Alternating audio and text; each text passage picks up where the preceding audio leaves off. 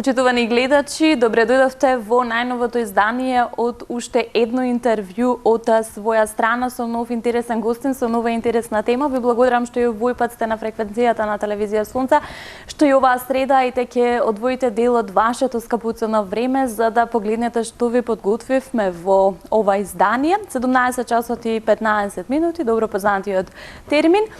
Нова тема и нов гостин, се дружиме со Ива Кировска, логопед од Тимота, Центар за рана интервенција и стимулација на деца и возрастни. Еве вака во мојот концепт ќе погледнам за да не ја сгрешам и темата. Темата која што ја одбравме со Ива е рано детектирање и откривање на артикулативни проблеми со цел успешна логопедска корекција на гласовите со фокус нели на дечињата како една најмлада група и популација која што не е засегната од самата тема. Но ајде да не должам многу во најавата, ќе ја поздравам овде мојата гостинка. Ива, ти благодарам што ја прифати мојата покана да бидеш дел од своја страна, дел од студиото на телевизија Сонце и еве дел од ова тема која што ја одбравме за тоа да прикажеме пред нашите гледачи нешто важно и дел од советите кои што ни ги нуди еве еден логопед. Пред се ти благодарам и на тебе за поканата во ова ваша емисија. Јас се чувствувам тука прекрасно, атмосферата е одлична и се надевам дека оваа тема на што ќе разговараме ќе биде од голема полза како за нашите колеги, така и за сите родители. Така, за сите засегнати страни во тој процес терапевт, родител и детенце. Долго време се договараме за интервјуто, смислувавме тема да биде темата корисна, да биде темата која што ќе помогне на сите оние засегнати. Јас би почнала од самата проблематика. Говориме за проблеми во артикулација. Што конкретно подразбираат ваквите проблеми, како најлесно да ги детектираме и зашто најчесто се жалат родителите при артикулацијата кај нивните дечиња? Артикулацијата е погрешниот изговор на гласовите и кога ќе дојдат кај нас родителите прво на првичниот преглед, моето дете не може да го каже тој избор правилно. Јас не го разбирам. Што сака да ми каже? Он не ги изговара правилно тие гласови. И ние прво го правиме прегледот, значи диагностиката, амнестички податоци земаме од родителот, го обсервираме детето, значи да видиме кои гласови се засегнати, од каде треба да се почне која група на гласови и така да се изготвува потоа план и програма на која што треба да се работи и почнуваат терапевските часови, се одредува колку му е потребно на детето, колку е засегнато, дали два пати неделно, дали 3 пати неделно, тоа си е договор меѓу нас за разлика, мислам, колку е потребно за детето. Така, како најлесно ги детектирате оние проблеми во артикулацијата? Тука станува збор за проблеми со одреден глас или се случува можеби детето комплетно да има проблеми со има артикулативни пореметувања. Тие може да бидат од најразлична причина. Значи органски причини, има расцепи на непце, расцепи на вилица, расцепи на усна. Макроглосија, значи задебелен јазик, микроглосија, намален јазик, намалена подвижност на јазикот, значи тие се од органски причини, има од генетски причини, значи дали има родителот прогенија или протрузија на вилиците. Потоа родителите секако се модел на децата, значи децата го гледаат родителот како зборува, како се однесува, на тој начин и детето сака така да работи, да функционира и да зборува. Значи, таа е една причина. После друга причина е средината во која се наоѓа детето. Ке нас многу владеат и дијалектите од разни градови, бидејќи ни доаѓаат дечиња. И дијалектите се голема причина што детето не може да изговори правилно некој глас или правилно да се изрази. Значи, има најразлични причини што доведува до погрешна артикулација на гласовите. Колку е важна раната детекција на ваквите артикулативни проблеми и колку родителите, еве две прашања ќе ги споиме во едно, ме интересира колку родителите денес се свесни за да го донесат детето кај стручно лице, конкретно кај логопедот, за нели рано да се детектираат и рано да се превенираат тие артикулативни. Јас би рекла дека раната интервенција, значи ран рехабилитацијски третман е најбитниот фактор, бидејќи што со раното откривање, значи нема да дојде до долгорочното вкоренување на погрешниот изговор на гласовите, што јас би ја кажала таа поговорка, подобро спречи него ли лечи, и така да што порано се почне со третман, дали од артикулацијско пореметување, односно дислалија, дали со неможност за изговор, дали со некое друго пореметување, со многу подобар ефект ќе има раната интервенција. Така, родителите, колку се свесни за значењето на таа рана интервенција, колку посетуваат логопед како стручно лице? Во последно време, веќе свесноста кај родителите на многу повисоко ниво, значи многу се посвесни дека треба да го донесат детето, дека треба да се стимулира говорот, дека треба да се работи на некои отстапувања што се касни кај детето, бидејќи сами ќе кажат, ние немаме време, ние сме цел ден зафатени со работа, а доволно е во денот барем половина час да му се прочита некоја приказна, некоја песничка, да се зборува со детето, да се раскаже денот, значи да има двострана комуникација. Давате ли како логопед можеби домашни вежби на родителот кој што треба да ги извршува со неговото дете, и колку така оди полесно процесот, може ли побрзо така да се очекуваат резултати? Секако. Ние за секој дете имаме изготвено план и програма, што е за на 3 месеци или на 6 месеци, и потоа за некој дете ни бараат извештај или ние изготвуваме сами извештај, а секако после секој час ние даваме насоки за детето дома и во пишана форма, значи во тетратките, и усно. Значи јас 5-10 минути па и 15 и од моето време потрошувам за родителите, бидејќи сакам, тоа е се за резултат на детето, да бидем се поуспешно и побрзо да оди. И сакам да објаснам, сакам да кажам што се работело, секако праќаме и видеа, значи како работиме, како коригираме некој глас, за така и дома они според тоа видео, според тие насоки да пробаат и дома да вежбат, за да оди се тоа побрзо.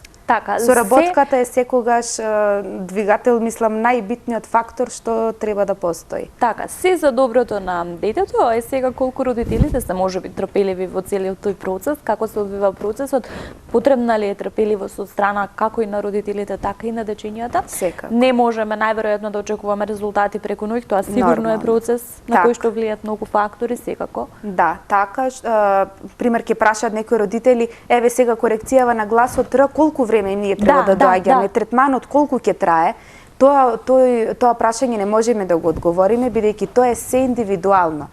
Значи, колку детето се залага, колку има разбирање, колку има работа и соработка со родителот, колку детето слуша на часот. Значи, ние немаме она школско учење, седни на стол и работи. Нас не е се преку игра, значи му правиме интересно на детето, па вежбаме паралелно и меморија, фокус, внимание, значи фината моторика, грубата моторика, значи не е стрикно само гласот, за да му биде како да свати јас дојдов тука да учам. Значи, пак е се преку игра, за да му биде интересно, и така да, многу битен фактор е и родителот тука, и кога ќе речат колку време треба, не можеме тоа да го кажеме, бидејќи еве за гласот Р ќе кажам стрикно, кај некој дете се ваѓа за 1 недела, кај некого се ваѓа вибрацијата за 5 месеци, кај некој за година, значи тоа е се индивидуално до детето. Еве сега конкретно за гласот Р, повеќето дечиња имаат проблеми при изговорот на гласот Р. Колку е тука важна возраста? Може ли дете на 10 годишна возраст, еве да речеме, да дојде и да се реши проблемот со изговорот на гласот Р? Секако, да. Баш до моето работно искуство до ден денеска сум имала такво детенце, па мислам дека беше 12 или 13 годишно, што и тоа ми беше од првите мои, значи, третмани, што ми го извади на вториот или на третиот час гласот Р, што јас толку тоа бев горда, толку баш ми дојде убаво чувство. Така да, може и на 12, на 13 годишна, и на 10 годишна возраст, пак ќе кажам, тоа се зависи до детето, како напредува индивидуалноста на детето. Кои се најчестите проблеми, кои се најчестите услуги кои што ги бараат од вас родителите, кои што ги носат дечињата кај вас како логопед во Центар за рана интервенција и стимулација? Така, па пред све јас би кажала дека ние како логопеди не работиме само, значи, артикулација на гласови, значи корекција. Ние тука спаѓа и дисграфија, дислексија, дискалкулија, афази, пелтечење, значи неможност за говор, алалија, закаснување на говорот, има аутистични деца со интелектуална попреченост, имаме дете со слепило, значи оштетен вид, со оштетен слух, значи има најразлични дечиња. Така, некои си ги носат само и за стимулација, значи сакаат да си биде во неговата возраст да си одговара детето, значи едноставно стимулација на говор, преку игра, со фина моторика, со груба моторика, со цртења и така. Еве сега да се задржиме пак во фокусот на темата, колку билингвизмот, сакајќи или не сакајќи, помодарство или можеби новото време, влијае врз говорот на денешните дечиња? Па, од најнови истражувања светски, има нови истражувања кои што кажуваат дека билингвизмот нема никакви пречки во развојот на говорот кај детето, но сепак јас би рекла дека до 3 годишна возраст, па и до 5 годишно дека детето е во развој, додека не се оформи еден јазик, значи до 3 години детето треба да формува една убава реченица, да знае да брои до 5, да извршува налози, да знае за себе во прво лице да си се искажува. Значи, додека не го научи мајчиниот јазик, јас не би се осврнувала за уште еден јазик да се учи, но сепак што модерно за жал имаме некоја поинаква практика. Так. Денешните деца првично учат можеби англиски, па знаат на англиски се да кажат, Тоа е потоа некако го совладуваат мајчиниот јазик. Так, тоа е модерното време што технологиите, пак ќе кажам дека тука преовладуваат. Цртаните, приказните на англиски или на германски или каков и да е јазик. Моето дете не јаде без телефон, моето дете не може да заспие без телефон. Не, вие сте моделот, вие како ќе го насочите детето, така детето ќе функционира дома. Да. Значи, ми ако ги тргнеме телефоните, ако му дадеме некоја друга активност на детето, детето и со таа активност може и да јаде, и да спие, и да игра, и така натаму. Донесе ли технологијата и големиот технолошки напредок и одењето све побрзо и побрзо напред промени во развојот кај дечињата денес? Донес. Мислам дека најголем причинител моментално е технологиите. Еве баш ке нас дечиња практично, мислам можам да кажам од работата, моето дете цел ден седи на телефон или на телевизија гледа, кога ќе дојдат на преглед. И ние пополека, зашто им кажуваме, не мора одма да ги прекинувате, да му дојде како бум некој, пополека. Денес како бил 2 сати, од утре задутре по 1 час, потоа на половина, 15 минути, и како што се тргнуваат и технологиите, така и ке детето има напредок. Значи, технологиите се пречка моментално во развој додека е детето. Колку родителот умее да го признае тоа и колку умее да соработува со логопедот?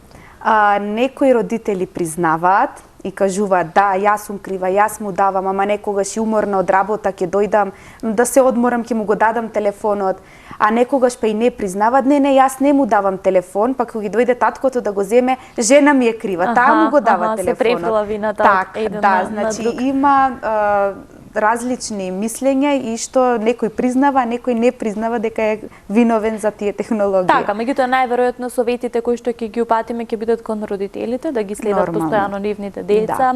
Да. Денес јас сум среќна што свеста е подигната дека се посетуваат овие стручни лица од типот на логопед, нели, дефектолог, како што имате и во вашиот центар. Убаво е тоа да биде и превентивно, да видиме докаде ни е детето, до кој степен ни се развива и како оди целиот тој развој. Ива, ти си релативно млада во својата професија, релативно рано дипломирана, сега брзо.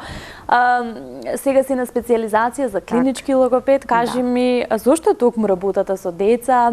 Пресудна ли беше љубовта кон децата за да се работи токму со најмладите, најмалите?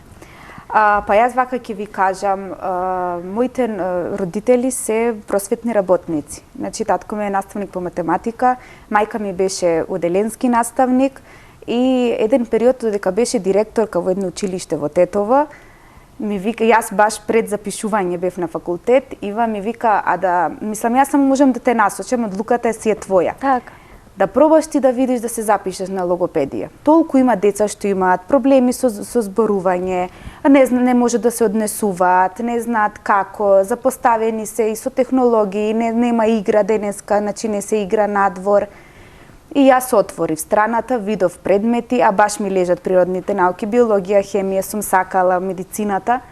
И па јас викам, мамо, да ти кажам, си управ. Јас така си запишав и мислам до ден денеска не се каам што се запишав, бидејќи стварно си ја сакам работата. Така, тоа било професијата за тебе, Така, да, си се стварно сакам да си работам со дечиња, ме исполнува, мислам позитивна енергија ми шират, бидејќи тие се едни суштества што искрени сте, што никогаш не грешат, што никогаш не лажат, они се баш такви какви што се. Така, фидбекот од нив е секогаш вистинскиот и искрениот, јас би рекла, и како што кажа и ти со гласот Р, тоа е она што ве прави горди во професијата, да помогнете некому, да видите напредок. Знаеме дека помагам, има резултати и дека некое дете што имало пречки, веќе ќе се реши тоа, ќе бидат благодарни, значи благодарна професија, благодарни на терапевтот, на детето, значи само за себе и секако и на родителот, бидејќи поддржувал цело време. Логопедијата се изучува на медицинскиот факултет? Так, на медицинскиот факултет. Така, овде во Скопје.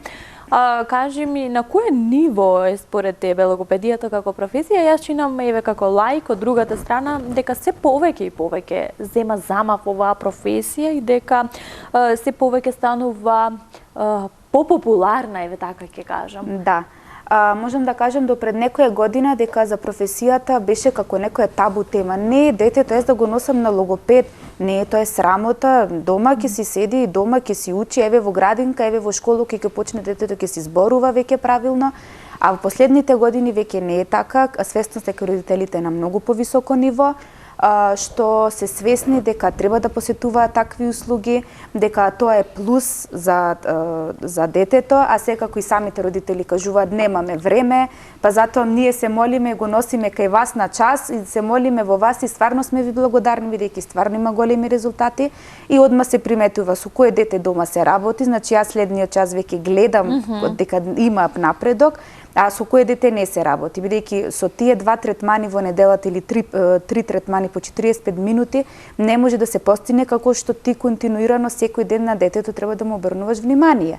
Так. И така да, има голем замав моментално, само што пак ќе напоменам, се сврнува околу главниот град, значи во Скопје, а по малите градови се малце запоставени, па ќе кажете, ние во тој град немаме логопед и мора детето да го носиме во Скопје. Значи тоа е и трошок за родителот и време губење, значи малце треба свесноста да се појави во другите градови, за и тамо да се проширува, значи да се отвараат и центри, да си работаат колегите. Така, на државно ниво можеби.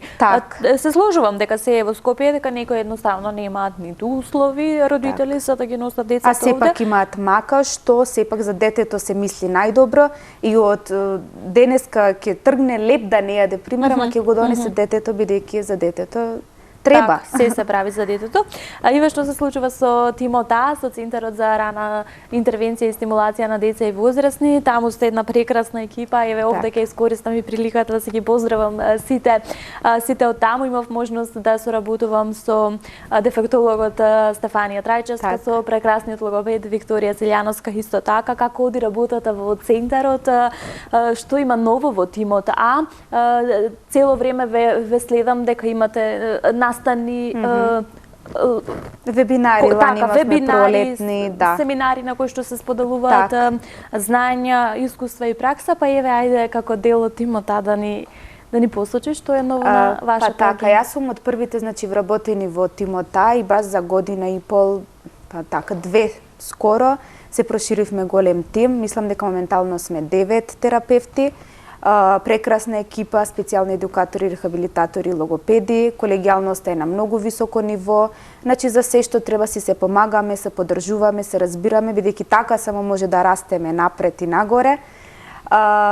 Секако имавме ние лани пролетни вебинари, кои што супер поминаа, имаме некои семинари, конференции, си правиме меѓу нас некои проекти, така да гледаме секогаш да биде се најдобро, да биде квалитетно тоа, за да се сподели за сите луѓе, за да знаат каква професија е тоа, за да бидат едуцирани сите луѓе. Така, токму за сите луѓе, значи имаме центар за деца и возрастни, тоа подразбира дека имат и возрастни категории на луѓе кои што доаѓаат, зашто најчесто доаѓаат во центарот, што најчесто се рехабилитира. Значи, по возрастната популација најмногу доаѓа за пилтечењето, и тоа претежно е кај машката популација. И така да нашите колеги го третираат тој проблем. Така, се третира и тој проблем. Се третира, значи, тоа е да. уште една Може да интересна се тема, намали, да, може и скроз да го снема, да исчезне. Така да и тоа е одлично, тоа е уште еден од доказ нашата колку е значена област. професијата логопедива. Многу ти благодарам за издвоеното време, многу ти благодарам што токму еве во студиото на телевизија Сонце споделивме прекрасни совети од млад човек кој што успешно си ја врши својата работа и кој што е пример во својата професија. Се надевам дека ќе имаме повторна наша средба, се надевам дека ќе опатиме уште многу теми од областа на логопедијата и секако се надевам дека ќе се видиме на некој вебинар и настан кој што ги покрива вашите теми. Ви благодарам уште еднаш, ќе носиш поздрав до целиот тим, обавезно. И секако ќе се видиме на некоја наша наредна средба. Секако ви благодарам уште еднаш. Почитувани гледачи, тоа беше логопед Ива Кировска, која ни доаѓа од Тимота, Центар за рана интервенција и стимулација на деца и возрастни. Говоревме за една важна општествена тема која што ги задира како родителите, така и нивните најмали дечињата, рана интервенција и детекција на артикулативни проблеми при говорот нели кај дечињата. Се надевам дека со овие кратки, меѓутоа доста важни совети кои што ни ги упати нашиот логопед, успеавме да задржиме и дел од вашето внимание, можеби на некого ќе му бидеме и корисни.